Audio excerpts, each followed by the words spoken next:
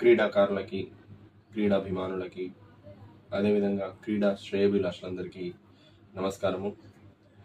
నేను కొత్తగా ఏర్పాటు చేసినటువంటి ఫిజికల్ ఎడ్యుకేషన్ ఛానల్ ద్వారా క్రీడలకు సంబంధించినటువంటి విషయాలు, అదేవిధంగా క్రీడలలో జరిగేటువంటి మార్పుల గురించి, వాటి రూల్స్, రెగ్యులేషన్స్, అదేవిధంగా మనకు అప్డేట్స్, పూర్తి స్థాయి గేమ్స్ మీద అప్డేట్స్ అనేటువంటిది ఇవ్వడానికి కొత్తగా ఈ ఛానల్ అనేటువంటిది ఏర్పాటు చేయడం జరిగింది.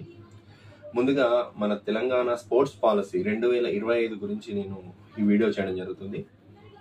దీనిలో ముఖ్యంగా తెలంగాణ ప్రభుత్వం కొత్తగా ప్రవేశపెట్టినటువంటి ఈ స్పోర్ట్స్ పాలసీలో ముఖ్యంగా మనకు మిషన్ తర్వాత పిల్లర్ 1 నుంచి పిల్లర్ 5 వరకు దానికి సంబంధించినటువంటి విషయాలు, అదేవిధంగా రిసోర్స్ అండ్ మానిటరింగ్ ప్లాన్ల గురించి ఈ పూర్తి విషయాన్ని నేను తెలియజేయదలుచుకున్నాను.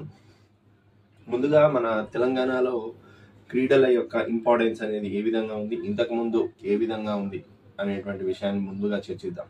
భారతదేశం వంటి దేశం యొక్క ఆర్థిక, భౌతిక, సామాజిక వ్యవస్థను రూపొందించడంలో క్రీడలు ముఖ్య భూమిక పోషిస్తాయి.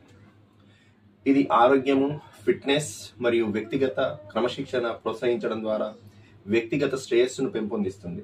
అదే సమయంలో విభిన్న ప్రాంతాలు మరియు సంస్కృతులలోని ప్రజలను ఏకం చేయడం ద్వారా సామాజిక సామరస్యాన్ని సృష్టిస్తుంది.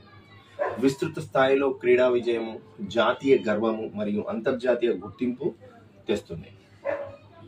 మన తెలంగాణలో చాలా మంది క్రీడాకారులు ఉన్నారు. చాలా వివిధ క్రీడాంశాలలోని వివిధ క్రీడాకారులు ఉన్నారు. వాళ్ళు ఎన్నో వ్యయ ప్రయాసాల కోర్చి, అంటే మన తెలంగాణ కొంత క్రీడల్లో వెనుకబాటు ఉన్నప్పటికీ వాళ్ళు ముందుకు, అంటే హైదరాబాద్ వంటి సిటీస్లలో ఉండేటువంటి క్రీడాకారులు వాళ్ళకు ఉండేటువంటి ట్రైనింగ్ సెంటర్స్ కానీ వాటి ద్వారా కొంత డెవలప్మెంట్ అనేటువంటిది ఉంది. దాని ద్వారా మన తెలంగాణలో అనేక క్రీడాకారులు రాణించడం జరిగింది. మన తెలంగాణ ఇంతకుముందు ఉన్నటువంటి ప్రభుత్వాలు 2022, 2003లో ఆఫ్రోయేషన్ గేమ్స్, 2007లో మిలిటరీ వరల్డ్ కప్ గేమ్స్, 2009లో వరల్డ్ బ్యాడ్మింటన్ ఛాంపియన్షిప్, అదేవిధంగా 2009లో IBSF వరల్డ్ ఛాంపియన్షిప్, అదేవిధంగా 2024 ఇంటర్ కాంటినెంటల్ కప్, 2024లో సంతోష్ ట్రోఫీ. ఈ విధంగా తెలంగాణ అనేటువంటిది క్రీడలు నిర్వహణలో ముందు చూపు దూరంతో వ్యవహరిస్తుంది. అదేవిధంగా మంచి నాయకత్వ లక్షణాలను ఇంకా వృద్ధి చెందించుకోవడానికి ఈ తెలంగాణ స్పోర్ట్స్ పాలసీ అనేటువంటిది ఉపయోగపడుతుంది.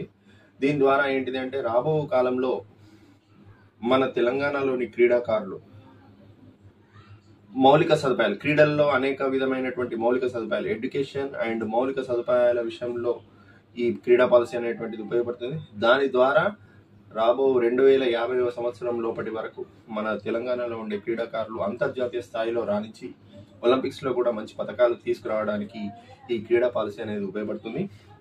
ఈ విధంగా ఇది మొదటి వీడియో.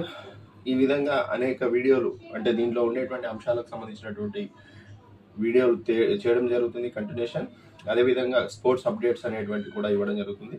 సో ఈ ఛానల్ని మీరు ఆదరిస్తారని కోరుకుంటూ థ్యాంక్ యూ.